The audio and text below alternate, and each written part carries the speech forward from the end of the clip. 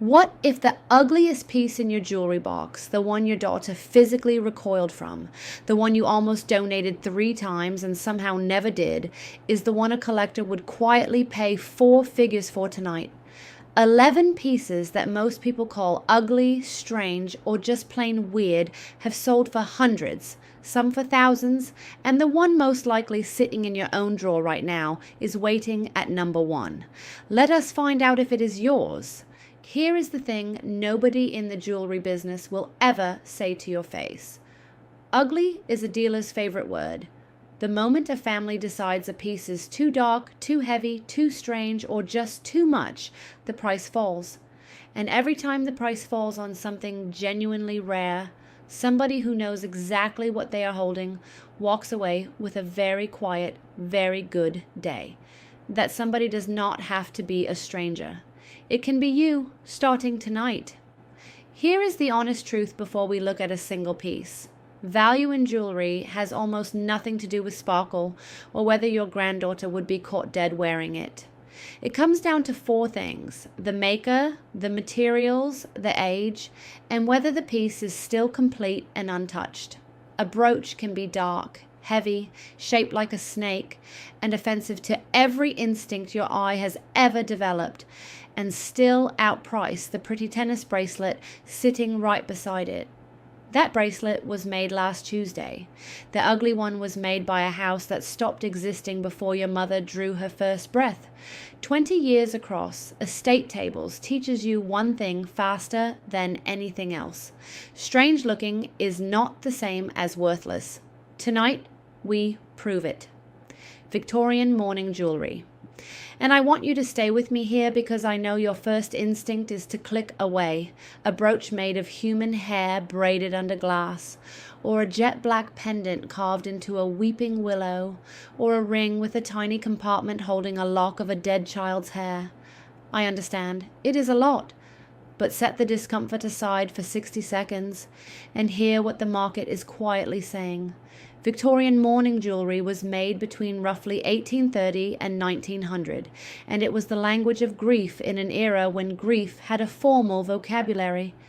Queen Victoria herself wore it for 40 years after Prince Albert died in 1861, which tells you everything about how seriously the Victorians took the category. The good pieces were made from genuine Whitby jet, a form of fossilized wood mined off the Yorkshire coast of England, hand-carved by craftsmen whose trade no longer exists. And genuine Whitby jet is not plastic, not glass, not French jet, which is actually black glass and worth a fraction of the real thing. A genuine Whitby jet brooch in a mourning design has sold at auction for $300 to over $1,000. A complete mourning parure, the brooch, the earrings, and the bracelet all together has crossed $1,500. And the hair pieces, which I know are the ones making you uncomfortable right now, have their own dedicated collector base that is larger and more serious than you would ever guess. Here's your test tonight.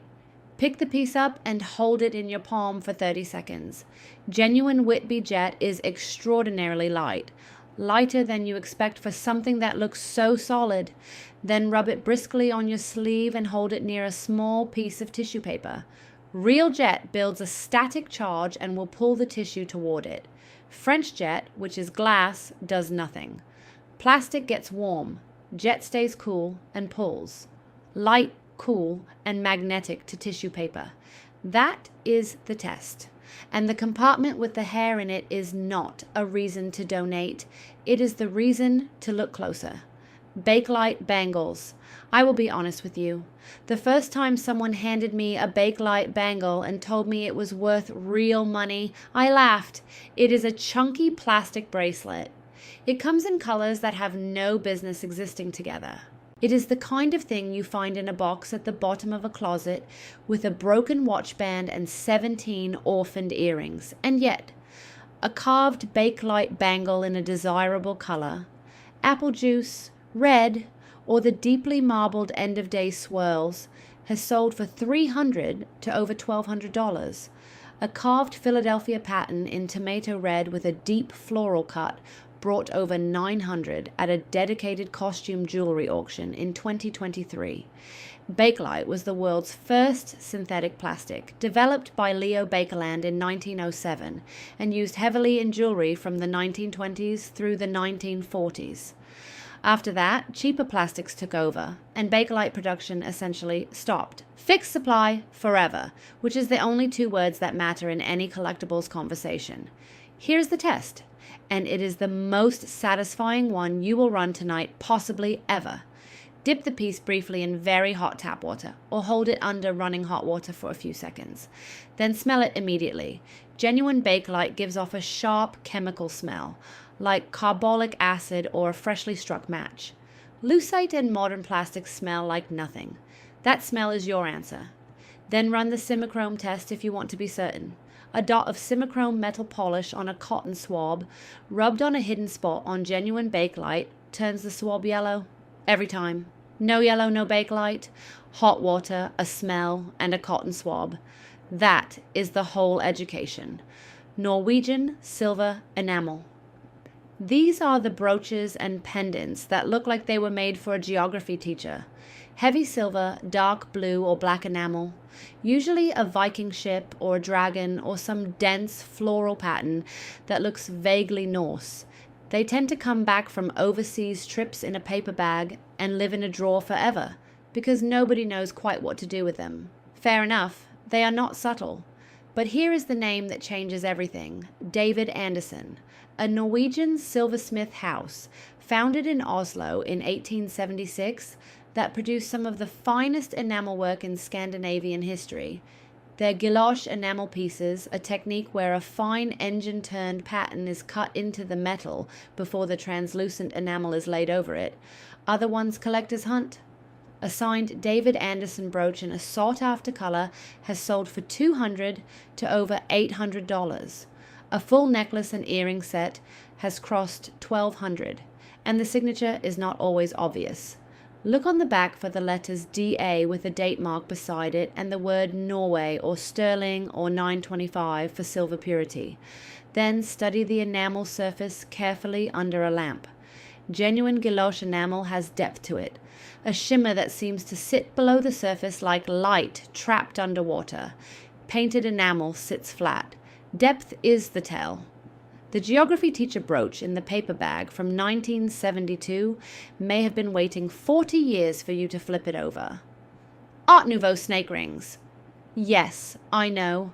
A ring shaped like a coiled snake, usually in gold or silver, with tiny ruby or emerald chip eyes, and scales carved all the way around the band. I know it is not for everyone. My own sister put one down on my table like it had personally offended her. But here's the thing about ugly. Ugly is always era-specific. What one decade calls creepy, the next decade calls extraordinary craftsmanship and pays accordingly. Art Nouveau ran from roughly 1890 to 1910, and its entire design philosophy was built around natural forms. Snakes, dragonflies, lilies, women with their hair loose. The movement produced some of the most technically demanding jewelry ever made, and the snake ring was one of its signatures. René Lalique, the French master who is to Art Nouveau what Michelangelo is to the Renaissance, made serpent pieces that now command tens of thousands at auction. You are probably not holding a Lalique. I want to be honest with you about that. But even unsigned Art Nouveau snake rings in 15-karat gold have sold for $400 to over $2,000 depending on condition and detail. Your test is the gold mark. Look inside the shank for a carat stamp. 15-karat gold, stamped 15 or 625, is itself a dating clue because 15-karat was a British standard discontinued in 1932. If it says 15-karat inside a snake ring with scale detailing, you are almost certainly holding something made before 1932. Then take a loop to the scales. Genuine hand-engraved scales are slightly irregular, the way a real hand works. Cast scales repeat perfectly. Irregularity means a hand. A hand means age. Age on this piece means money. Unsigned Miriam Haskell. This is the one that trips up even people who know their costume jewelry, because Miriam Haskell signed her work, but not always on the piece itself. Sometimes only the original hang tag carries her name. And when the tag is gone, which it usually is, you are left with a piece that looks, frankly, homemade. Tiny seed pearls hand-wired onto a filigree base, little glass beads threaded on fine Russian gold wire, the whole thing assembled by hand in New York City from the 1920s onward by workers whose job was to make every single piece as if it would never be duplicated. It was not duplicated, that was the point. Signed Haskell pieces are well documented and well priced. A signed brooch runs from $200 to over $1,500. The unsigned ones, the pieces where the tag is long gone and nobody thought to look twice, sell for $5 at estate sales every single weekend across this country. And some of them are the same pieces. Here is what you look for. The construction is the signature when the tag is missing. Haskell used a very specific technique. The beads are hand-wired, meaning you can see tiny individual wire loops if you look at the back under magnification. The base is usually a Russian gold filigree, slightly reddish in tone, not the yellow of standard gold plate.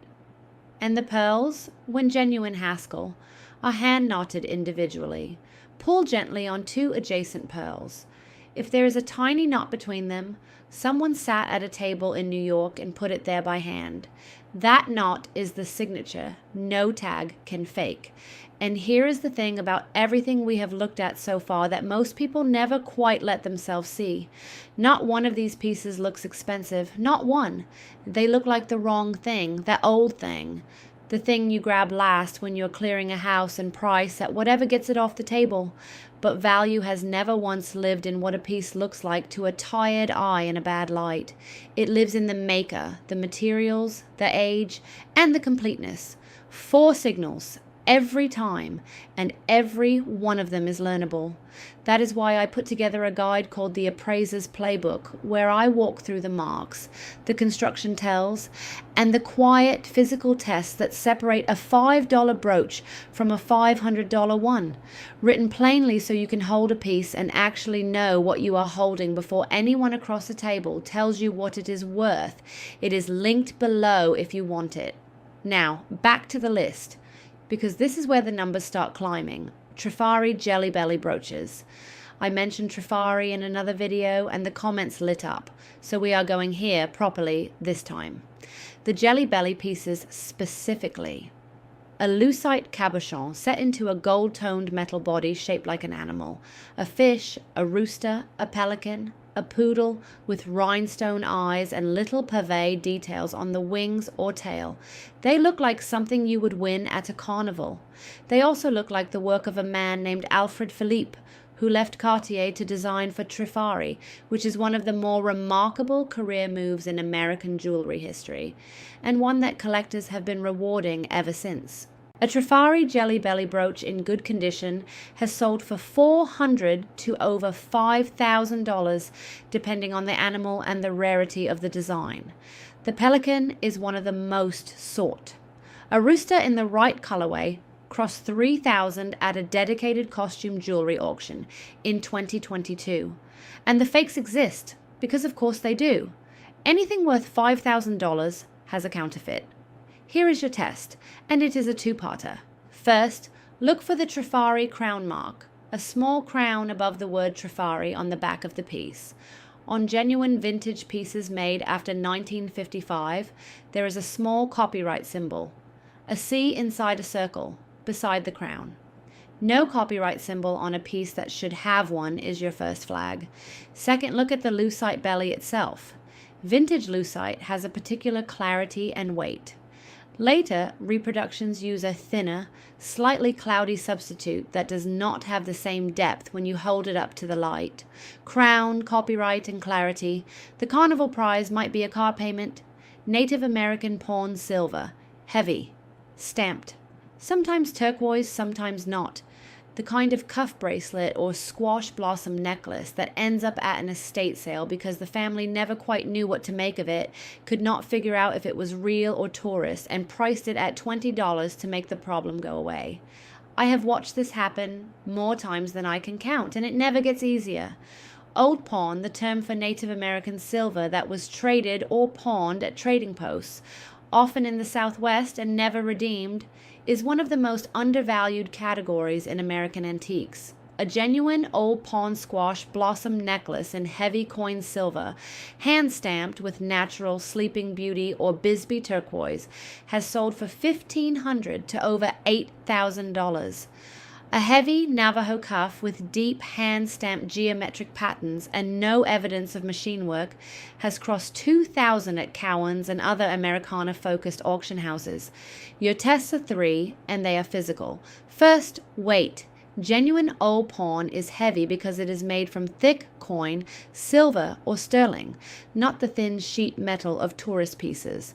It should surprise your hand the way good silver always does. Second, look at the stamps. Hand-stamped patterns are slightly uneven. The impression depth varies because a human hand applies uneven pressure. Machine-stamped patterns are perfectly uniform and flat. Third, look at the turquoise. Natural turquoise has matrix, the dark veining of the host rock running through it. Stabilized or simulated turquoise looks too perfect, too even in color, too clean. Weight, stamps, and matrix. The $20 problem at the estate table might be a month's mortgage. Georgian paste jewelry. Now this is the one that genuinely delights me every time because the whole premise is so perfectly backwards. You are holding what looks like fake jewelry. The stones are not diamonds, not sapphires, not emeralds. They are paste, which is leaded glass cut and polished to imitate gemstones. And they were made that way on purpose, by hand, in the 1700s and early 1800s, by craftsmen who were as skilled as any gem cutter alive because the technology to tell the difference did not exist yet, and the fashionable world demanded sparkle at every level of society. Here's the backwards part. A piece of genuine Georgian paste jewelry, meaning the leaded glass stones were set by hand in silver, using techniques that required the same skill as setting real diamonds, is now worth more than most real gemstone jewelry made last decade. A Georgian closed-back paste brooch in silver, fully intact with no missing stones, has sold for $800 to over $3,000. A Riviere necklace, a single strand of graduated paste stones in Georgian silver settings, has cleared $5,000 at the right auction, and the fakes here are actually the real ones. Nobody fakes Georgian paste because the labor required to recreate it correctly would cost more than the piece sells for. So if a piece tests as glass and the setting is genuine old silver, you're not holding a fake. You are holding the original intention. Your test is the setting. Georgian pieces use a closed back setting, meaning the back of the stone is enclosed in metal rather than open to the light as modern prong settings are. Tilt the piece over. If the back of every stone is a little silver cup with no opening and the silver itself shows genuine age patina, not the flat gray of modern silver plate, you're in the right century. Closed back, old silver, and glass that sparkles like it has something to prove. Because it does. Bog oak carvings. I genuinely love this category, and I love it specifically because it baffles people so completely. Bog oak is ancient timber, sometimes thousands of years old, preserved in Irish and Scottish peat bogs until it turns jet black and incredibly dense. It was carved into jewellery primarily during the Victorian era, mostly in Ireland, usually into Celtic knotwork, shamrocks, castles, harps, and round tower designs. It looks, if I am being completely honest, like something a very serious medieval monk would give you as a gift. Nobody knows what to do with it at an estate sale. It gets priced at $2. I have bought beautiful examples for $2. A well-carved bog oak brooch in a Celtic knotwork design has sold for $150 to over $400. A complete set, brooch, earrings, and a bracelet, all matching, all hand-carved, has reached $800 at Irish auction houses and specialist Victorian jewellery sales in London. And the pieces that are dated, because some carvers inscribed the year or the occasion, carry a premium on top of that. Your test is density and surface. Bog oak is extraordinarily heavy for its size, denser than any modern wood carving you will hold. It also holds a surface polish from age that looks almost waxy under direct light. Modern stained wood carvings, which are the things masquerading as bog oak in souvenir shops since approximately forever, are lighter. The carving is shallower and less crisp, and the surface does not have that deep aged polish. Pick it up. If it surprises your hand with its weight the way a stone would, and the carving is sharp enough to catch a fingernail in the deepest cuts, you may be holding something that spent 2,000 years in a peat bog before it ended up in your jewelry box, which, when you think about it, is one of the more remarkable journeys an object can take. Scandinavian modernist brooches cold, flat, abstract, usually silver, occasionally with a single accent of amber or dark stone, shaped like something that could be a leaf or could be a sound wave or could be, honestly, nothing you can identify with confidence. They look like the jewelry equivalent of a waiting room. They have been sitting in donation bins and estate boxes since approximately 1985 because nobody born after 1960 knows what to do with them.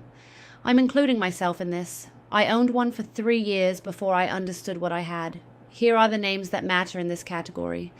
Georg Jensen, the Danish silversmith house founded in 1904, whose pieces are perhaps the most collected Scandinavian silver in the world, Hans Hansen, Bent Knudsen, Anton Mikkelsen, Nana Ditzel, whose organic modernist forms are now studied in design schools, a signed Georg Jensen brooch designed by one of the house's named designers, Henning Koppel, Viviana Torenbulow Huber, or Nana Ditzel herself, has sold from $800 to over $15,000. Not a typo. $15,000 for a flat silver brooch that looks like it belongs in a dentist's waiting room. Your test is the mark. On the back of any Scandinavian silver piece, look for a hallmark that includes the silver purity, 925 or 830, the maker's mark, and a date letter.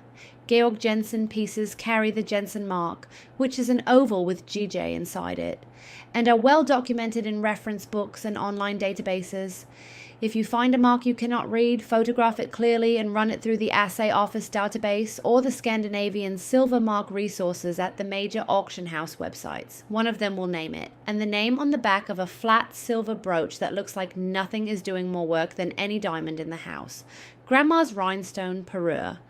And here we are, the one I promised you at the very start. Not the rarest thing on this list, the single most likely thing you actually own. The complete set in the velvet-lined box that nobody wanted at the estate sale, because rhinestones are not real, and costume jewelry is not worth anything, and the whole box felt like yesterday. You have heard every version of that sentence. Most of it is true, and the part that is not true is the part that costs people the most money. A parure is a match set. The French word for it means to adorn, and the concept is simple. A brooch, a necklace, a bracelet, and earrings, all made from the same materials in the same design at the same time. The completeness is the thing. A lone rhinestone brooch from a mid-century designer is worth $20 on a good day. The same brooch with its matching necklace, bracelet, and clip earrings, all 4 pieces present, all in the original box, all signed by the same maker, is a different object entirely. It is a document. It is evidence that someone kept the whole thing, and keeping the whole thing is one of the rarest things a piece of jewelry can do across 60 years of being passed down, moved, lost, separated, and donated, one piece at a time. The names that pay on a signed rhinestone parure are not secret. Weiss, Kramer, Schreiner, Vendome, Coro, Kraft, which is different from plain Coro, and you need to know that distinction. A signed Weiss Aurora Borealis parure, all 4 pieces, original box, has sold for $350 to over $800. A Schreiner New York brooch alone, one of their inverted stone designs where the stones are set pointing inward instead of out, which looks wrong until you understand that Schreiner was deliberately doing the opposite of every convention, has sold for $200 to over $500. Add the matching pieces in the box, and you are looking at a number that would surprise most people who pass the whole thing over for $10 at an estate table. Here is your test, and it is the same test every item tonight was quietly teaching you. Take the box out. Lay all the pieces on a white cloth in good light. Look at the backs. Every piece should carry the same maker's mark. If one is signed and one is not, you may have a marriage, pieces from different sets assembled together, and a married parure is worth a fraction of a genuine one. The marks should agree, the rhinestones should show the same degree of age and wear across every piece. Rhinestones dull unevenly over time, and if one piece looks dramatically newer than the others, ask why. And the box. If the box is original, the velvet lining should be compressed in the exact shape of each piece. 60 years of a brooch sitting in the same spot leaves a mark. A box assembled later has a lining that does not quite fit.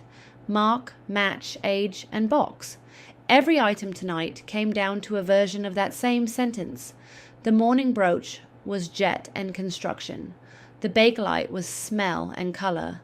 The snake ring was the carrot stamp inside the shank. The Haskell was the wire knots you could not see without a loop. Every single one was a small physical truth, hiding in plain sight on an object everyone had already decided was not worth looking at carefully. That is the whole lesson. The ugly ones are the ones nobody looked at carefully, and carefully is the only skill this requires. So before you carry a single box to the donation pile, before you let anyone talk you into a clean-out price, before you accept the first number a dealer slides across the table on a mixed lot of costume jewelry, do one thing first.